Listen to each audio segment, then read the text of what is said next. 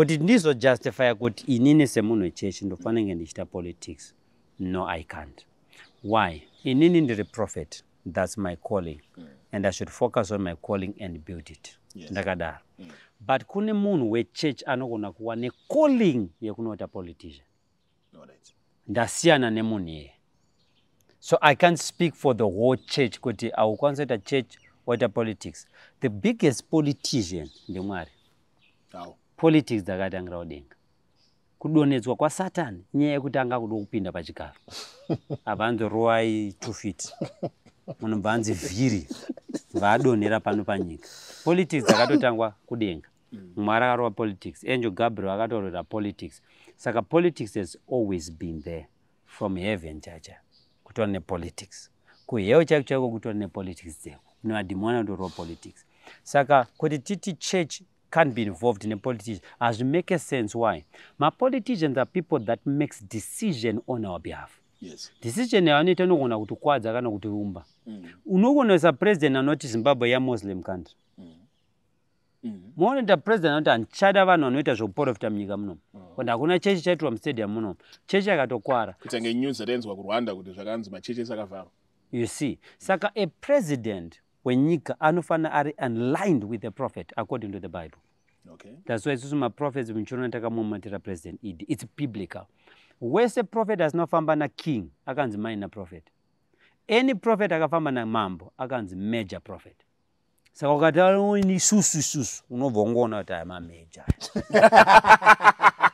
But point iripo ndeyekuti fine kuti kuSDA kwawo kuna na Tagwirai Central Committee member. Very more politics. It helps us as a church.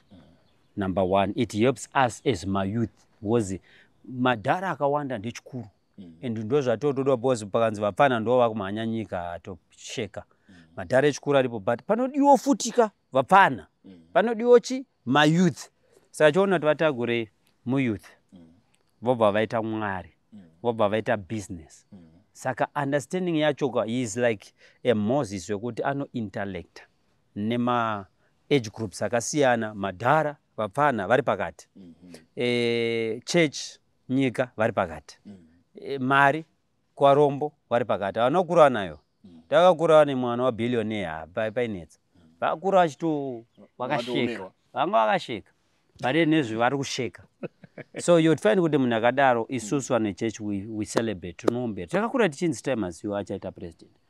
Tichitobona madam machurch kuti Stay-Masiyiwa ngapi because we would want a Christian to be part of politics. Saka vanoti vanhu vechurch vasaita politics vatori right. A Christian anoprofesa kuti ndiri mukristu achioneka kuti ari kuita zvekure ukristu ngoti tinongoti Christian but atisatona ukristu wake. Is that what we wished for?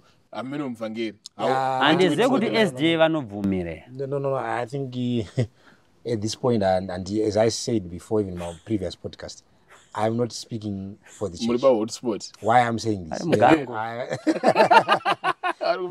Yes, it's terrible. It's actually not.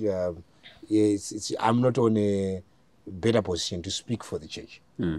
But I know the SDA and it says Zambia. President of Zambia. SDA. SDA kupisa. So saka kana church SDA ichiti no to politics noroti ichilema ifana kukumisawo church. So the fact that the president church inoma accept zvinoroti church inotendera nazvo. So there's nothing wrong there. So, but now I want to speak as an evangelist now, as independent evangelist. What I think on the issue, I think we have better work to do. Is Vanoshika Mwari. I want to read a verse on that so that you get understanding. That Romans 13 inopa zvatinofana kuita. Inoti munhu mweni ngaase pasi masimba makuru. Nekuti hakuna simba risina kubva kuna Mwari. Iwo ari pakaiswa naMwari. Powerful. You understand? Unzo Bible zvarongo pakadzoro. It's a counsel that tiri kupiwa. Bible roda kuti tinzwise kuti okay, look at Jesus. He came in a world where there was oppression. By the time you get Jesus, Romans anga ari kuoperesa majews anditika there was high operation yakanga iriko. Jesu akatobvunzwa even nyaya yemutero, vanhu vakakurotonga vachinetseka nemutero, akati tikudzinyirwa kana Jesu no, just render Caesar what belongs to Caesar and God what belongs to God. You see, we have better work to do. Kana isi tikaita basa redu rakanaka sevavhangeri anditika rokuparidza tichiisa mamorals muvanhu, hatisi worried neanozoenda pamberi because takaita basa rese, takamudzidzisa zvese zvinodiwa, saka hatisi worried naye because tiri kuziva kuti aiswapo aiswa naMwari. Denga ndiri kufunga kuti denga harisoda kuti tinetsika nekurwisana nearipo kuti dai ndabvisa taisa ningi kana tiri vanhu vaMwari.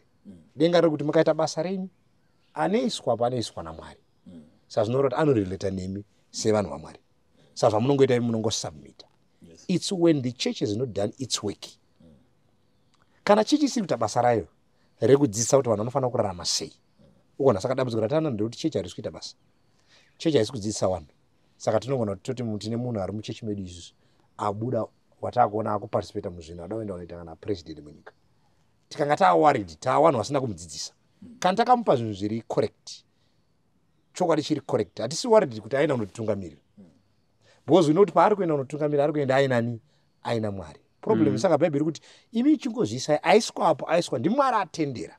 God is participating. Saka inototi saka unoramba simba anodzivisa zvakaiswapo naMwari.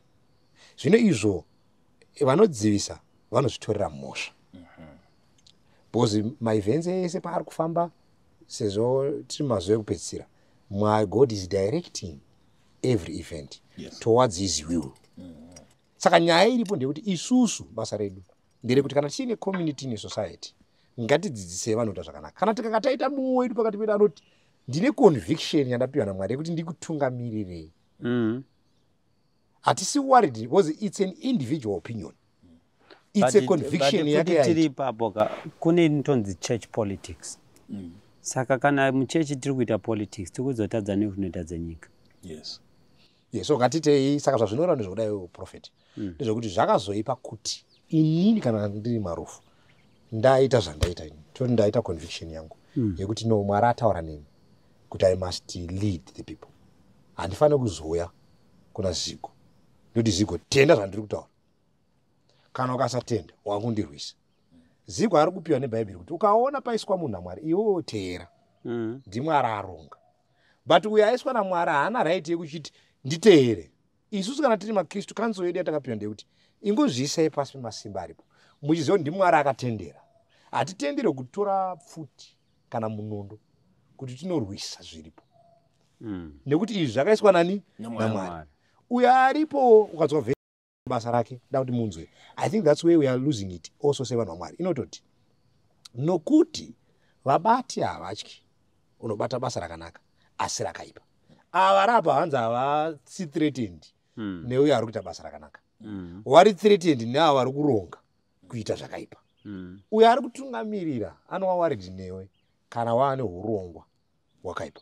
As long as you are doing well for the society, you're providing for the poor, you're helping kuti society community igare ine mamoral standards, hapana ano yachikubvunza kuti uri kuitei. They are excited, they can actually open avenues for you because you are making society. Hanzi mubati haasi worried. Inobva enda kuti unoda kutya simba here, ita zvakanaka ugorumbidzwa naro. Bhaibheri rikutaura iwe ita zviri right because uri muKristu. Inobva kuti nokuti ndiye mushumiri waMwari kwauri kuti akuitire zvakanaka, asi kana uchiita zvakaipa chitya nekuti iye haabate munondo pasina. Ubona Bhaibheri riri clear munyaya idzi. Why are we worried nevari kutungamira?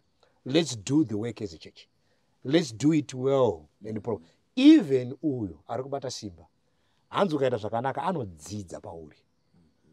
Problem inovapo kana isusu tine mamwe intentions.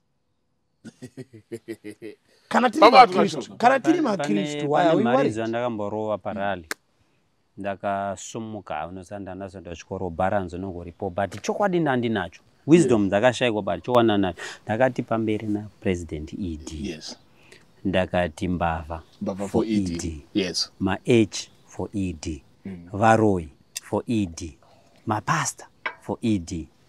What it meant was nyika yese ndeya ED, munhu wese anosapota idi.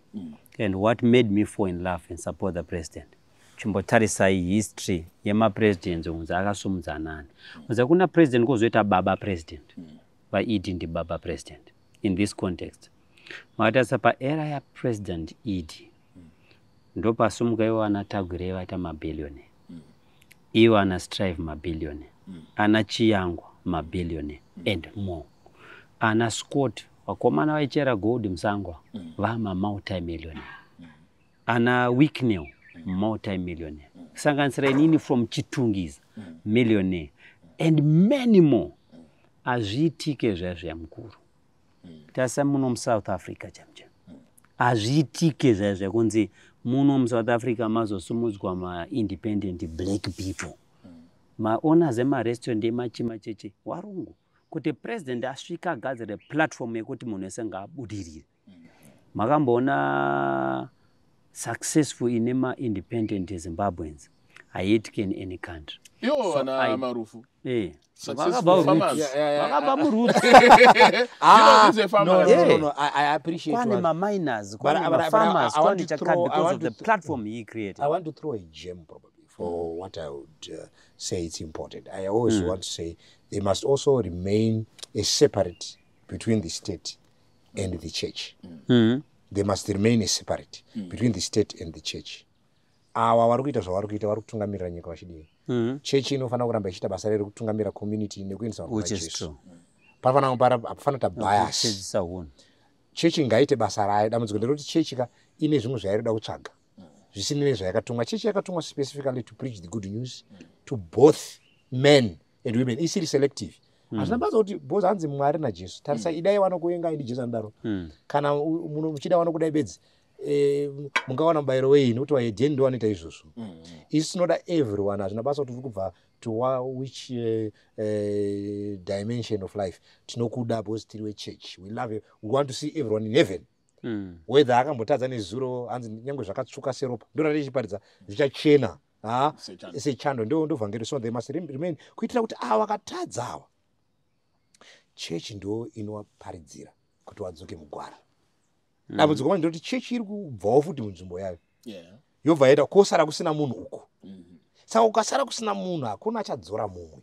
Saka church ngairambe ichiita zvainoita ichizvisa pasi pemasimba aripo asi ichiita basa rayo isingaite maintention yekuda kurwa nawo. Bozi hanzi uyu anobata munondo anoti but hazvichechi zvamakuita bozi uyu anoona kanoti uyu anoti iwe ndinokuziva uri munhu waMwari ko zvawakuita izvi ndezvipi. Harizvo zvawakatumwa kuita because Jesu wedu haana kuita basa iro. Haana kurwa naCaesar. Akauya Caesar ariko angadai akagadzira akafuma. Jesu anga ane power aitirwa nono angadai akafuma revolt yekuti ndoda kuenda patone nyaya. Our Jesus preached love, spread love. That's what we need to do and I think it's important.